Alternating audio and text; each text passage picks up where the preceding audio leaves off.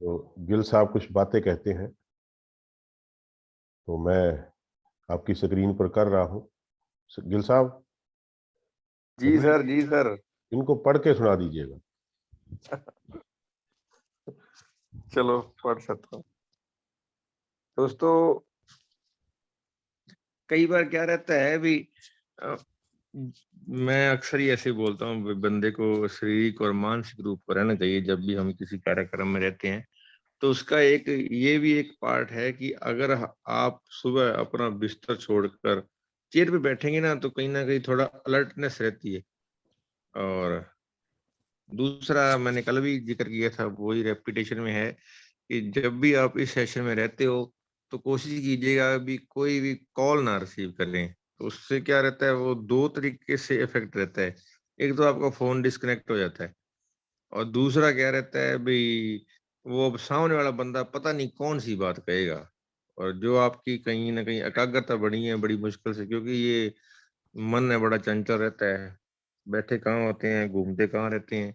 अक्सर ही बहुत सारे, कहीं ना कहीं मैं भी जुड़ा हूँ मेडिटेशन पार्ट से, तो बहुत सारे लोग बोलते हैं कि जब हम बैठते हैं तो कहीं ना कहीं और ही ख्यालों में घूम लेते हैं, और ऐसा ही रहता है कि कई बार क्या होता है, खुली आंखों में भी हम बैठे कहाँ होते हैं, और आपका जो ध्यान होता है वो कहीं और घूम रहा होता है, और सामने वाले बंदे के सामने बैठे हुए भी आप ना बैठे होते हैं। अक्सर देखा होगा, सभी लोगों के साथ मैं सब मैटर रहा होगा।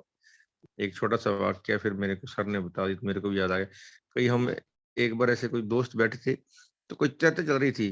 तो जैसे वो वाणी खत्म हुई बंदे ने, तो सामने वाले से पूछा, भाई आप भी थे ना तब साथ?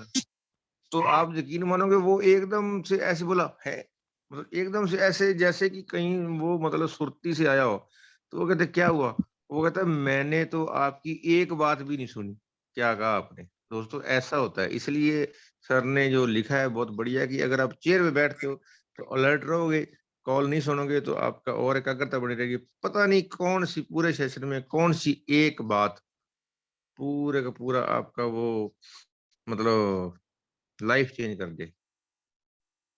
भी 1 सेकंड तो, जैसे परसों ही बोल रहा था मैं भी, 1 सेकंड से कुछ नहीं होता, लेकिन 1 सेकंड में लिया हुआ निर्णय आपकी ताउम्र ज़िंदगी बदल सकता है दोस्तों। तो इसलिए कोशिश कीजिएगा कि यहाँ पे रहें। बेहतर भागीदारी और समझ के लिए हेडफ़ोन का उपयोग करें, ये भी अच्छी बात है। क्योंकि फिर क्या रहता है, अभी कई बार घर में भी कोई बात होती है या तो वो डिस्टर्ब नहीं रहता, ना आप होंगे ना सेशन होगा। तो जितना भी ये सेशन चलता है उसके लिए कोशिश कीजिएगा कि आप पेन डायरी साथ में रखें। तो मैं तो कोशिश करता हूँ कभी कभार, ईमानदारी की बात ये है, लेकिन मेरी श्रीमती हैं वो हमेशा अपना वो डायरी और पेन साथ रखती हैं। चलो अच्छी बात है, मेरे लिए भी एक इंस्पायरिंग मैटर है। तो जी मैं भी कोशिश करता हूँ कि ये कार्य करें। तो कई बार क्या रहता है, मुझे ऐसे लगता है भी बंदे को प्रैक्टिकल होना चाहिए भी, कहना तभी कह पाता है जब वो नहीं करता है ना। तो हम सभी लोग इन जो जूम मीटिंग की विशेष हैं, ये दिशा निर्देश, इनको फॉलो करेंगे, ऐसी आपसे अपेक्षा करता हूँ। और मैं भी सर को ये कहता हूँ कि हम जैसे सर ने कहा है वैसे ही करेंगे। तो thank you very much. Over to Param sir. जी जी, ग्रेट सर। दोस्तों, L2L यूनिवर्सिटी और MMT डिपार्टमेंट की जो क्लास सर्वश्रेष्ठ लोगों की सर्वश्रेष्ठ आते, तो मैं थोड़ा होस्ट बना दूं। तार कटा देना। स्वर्ण सिंह जी, तार बात करा लो। सर होस्ट मेरे को भी बनाओ प्लीज आप। बना रहा हूँ, एक मिनट, आज मैं थोड़ा भूल गया था।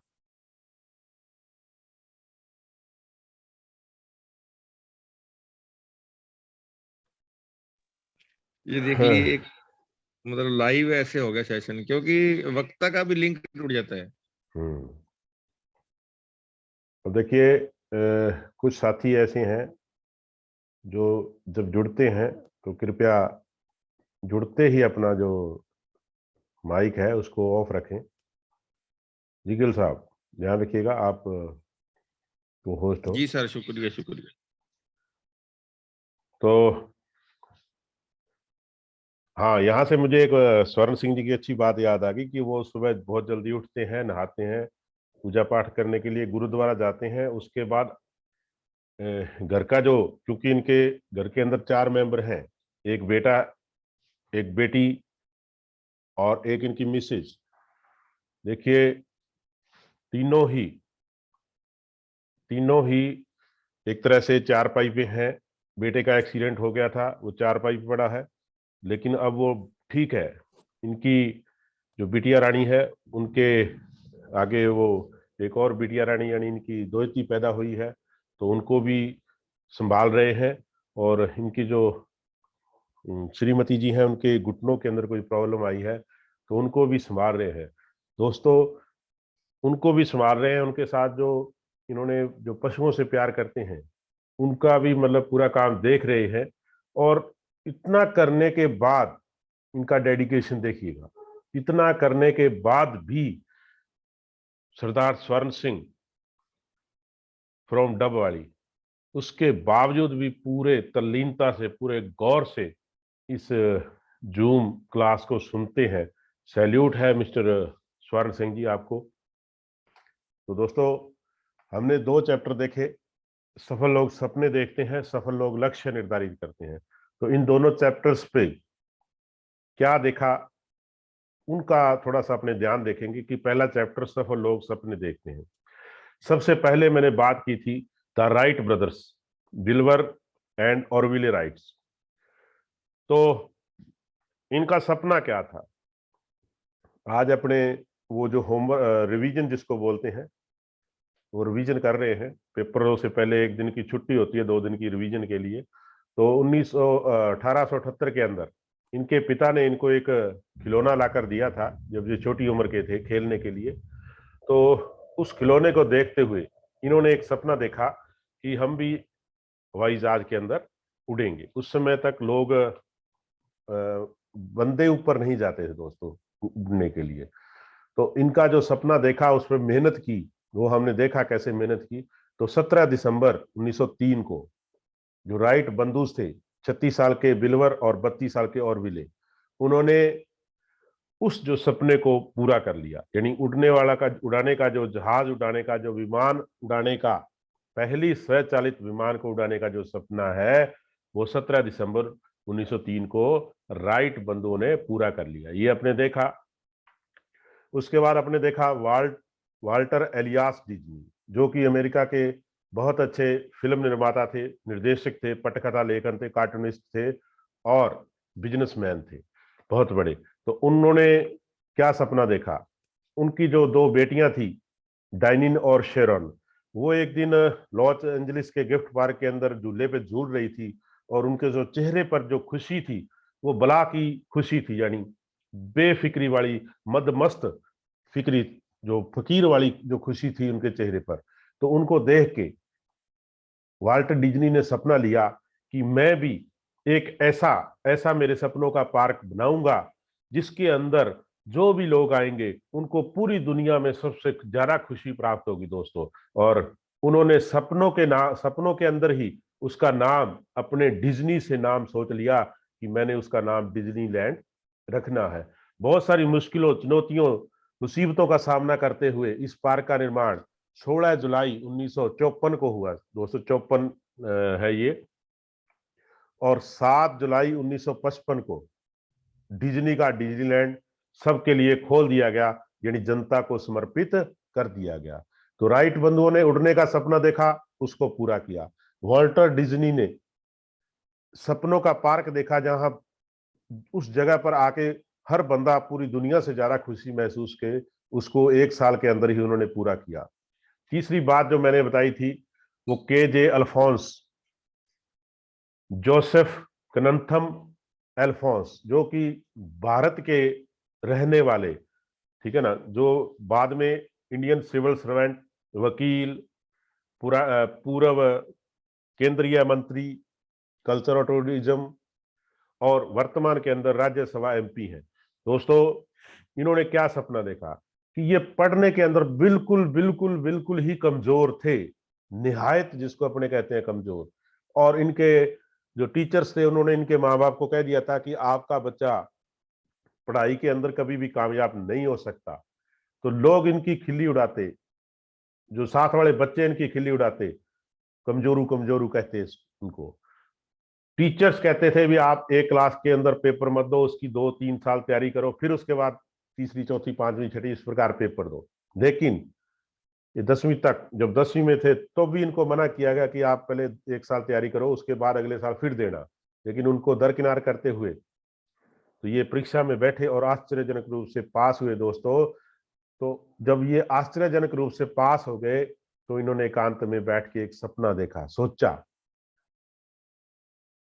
क्या मैं ऐसा ही जीवन जीता रहूंगा जिससे सब मेरी खिल्ली उड़ाए, या मुझे दुनिया को यह दिखा देना चाहिए कि मैं बुद्धिमान हूं। दोस्तों उन्होंने सोचा कि क्या लोग मेरे पर हंसे या लोग मुझे इंटेलिजेंट कहें। और जो बंदा जो पढ़ाई में बिल्कुल बिल्कुल डल, और वो सपना क्या पाल लेता है कि हिंदुस्तान की, भारत की जो सबसे बड़ी सरकारी नौकरी जिसको इंडियन एडमिनिस्ट्रेटिव सर्विस कहते हैं, भारतीय प्रशासनिक सेवा कहते हैं, आईएएस के नाम से जाना जाता है, उसके अंदर जाऊंगा और मैं आईएएस बनूंगा। यानी बिल्कुल विपरीत बात। तो क्या हुआ, 1989 को 5 लाख प्रतियोगिताओं को पछाड़ते हुए पूरे भारत में 8वीं रैंक प्राप्त करते हुए मिस्टर केजे अल्फांस हिंदुस्तानी आईएएस बन गए। यानी जो सपना देखा फिर उस सपने की राह पे चले और उसको पूरा किया, और निश्चित रूप से अपने सपने को पूरा किया। डॉक्टर वर्गीस कुरियन, इसके बारे में आपने सुना, milkman of India, unbelievable man, जितने भी, जो कि एक प्रसिद्ध इंडियन सामाजिक बिजनेसमैन थे, इनको father of the white revolutions के नाम से जाना जाता है दोस्तों, श्वेत क्रांति के नाम से जाना जाता है। और इनका जो बिलियन लीटर आइडिया था, ऑपरेशन फ्लड था, जो कृषि के विकास के अंदर बहुत बड़ा कार्यक्रम है। तो दोस्तों सल्यूट है डॉक्टर वर्गीकरण को भी। नेशनल मिल्क डे 26 नवंबर देखिएगा, 26 नवंबर को इनका जन्म हुआ दोस्तों। तो 26 नवंबर को पूरे भारत के अंदर दूध दिन मनाया जाता है, राष्ट्रीय दूध दिवस मनाया जाता है। अब सोचिएगा कितनी बड़ी हस्ती रही होगी। तो इन्होंने क्या किया, ये अमेरिका से जब वापस लौटे, इंडिया से पढ़ने अमेरिका गए, अमेरिका से जब वापस लौटे तो देखा हिंदुस्तान के अंदर दूध की बहुत किल्लत थी और दुनिया में सबसे पिछड़ा हुआ था।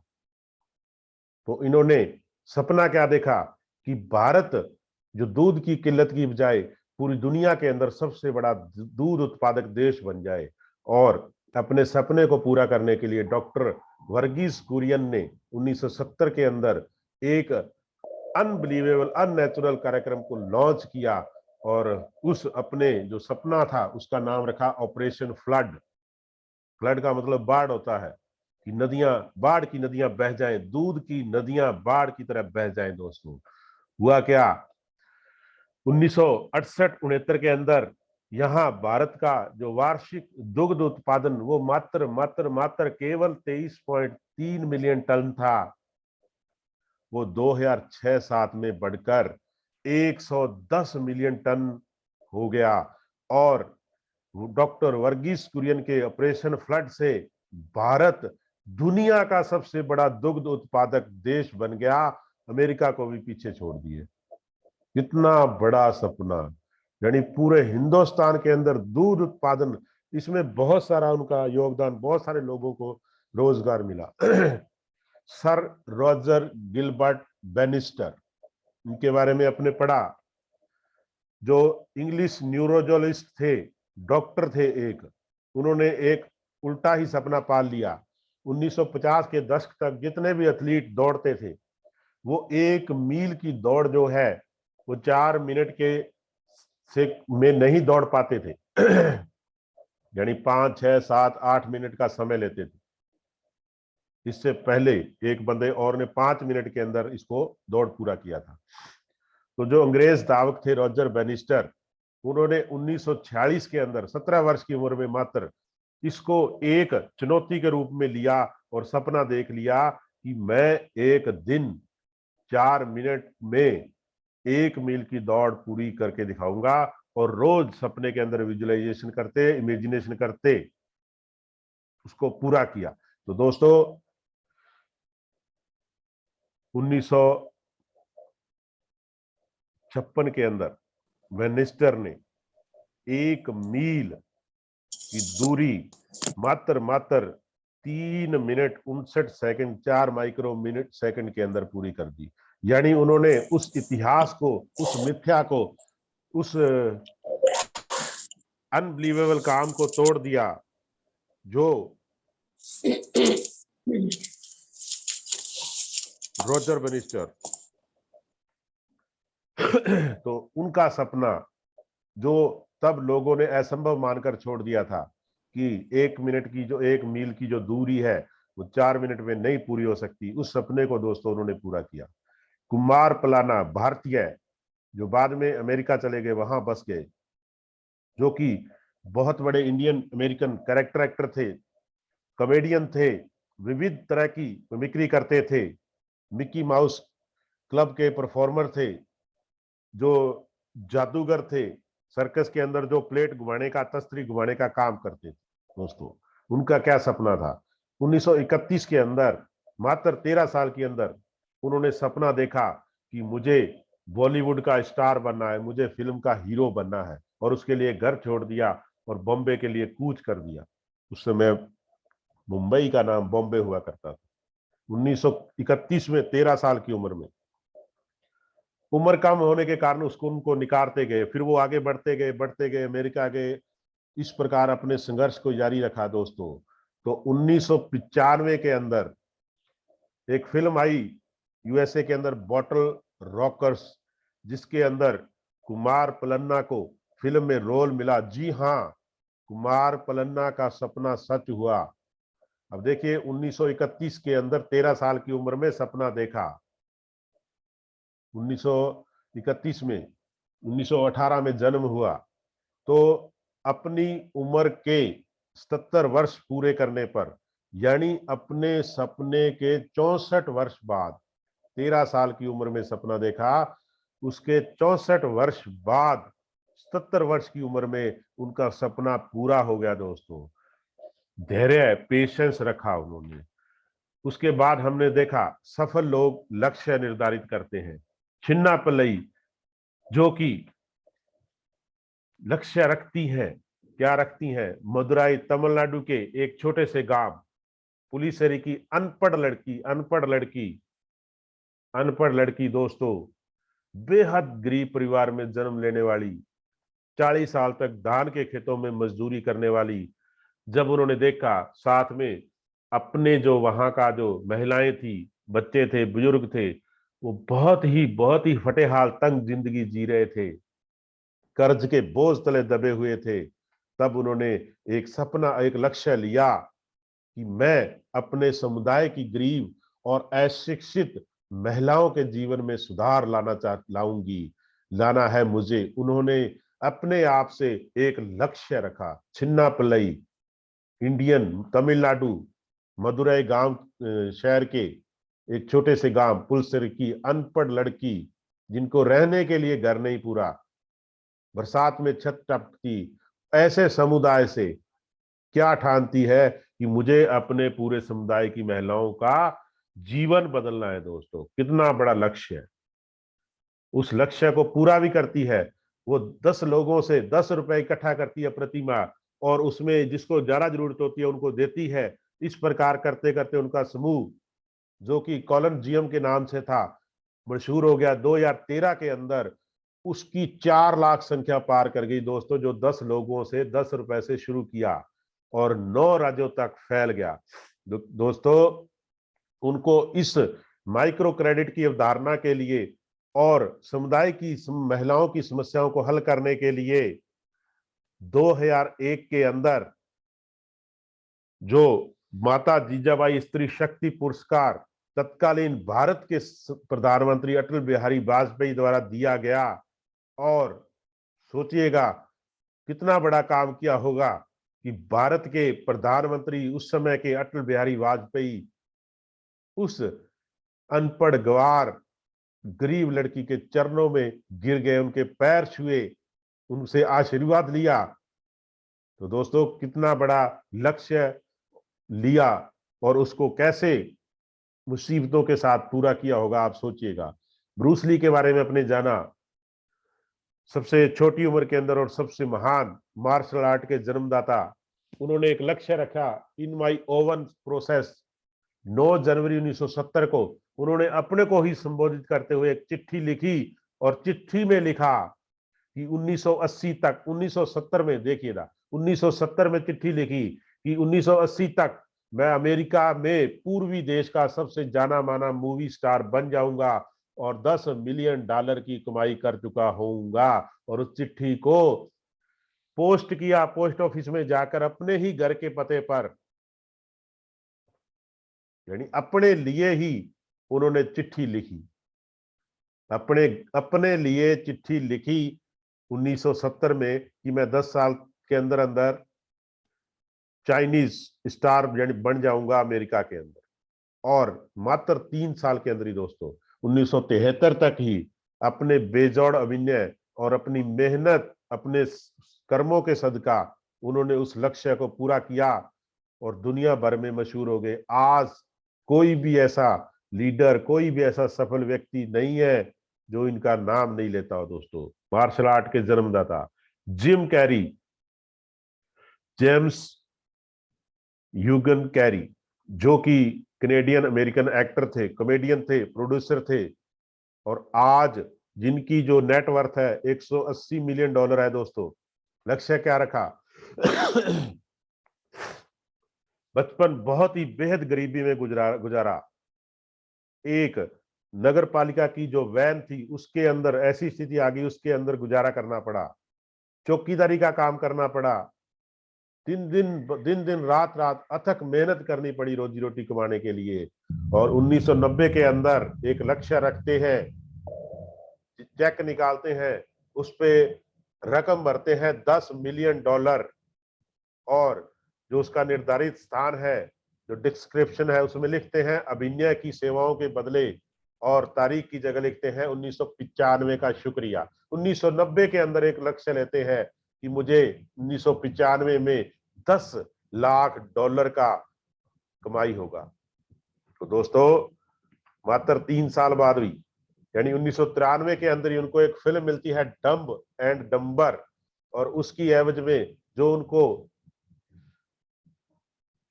उनको मनी मिलती है, जो स्टार कास्टिंग की उनको जो पैसा डायरेक्टर की और प्रोड्यूसर की ओर से दिया जाता है, उनको $10 मिलियन का चेक मिलता है दोस्तों। जो लक्ष्य रखा वो उन्होंने प्राप्त कर लिया। और जॉन गोडार्ड अमेरिका के एडवेंचर एक्सप्लोरर, ऑथर, लेक्चरर।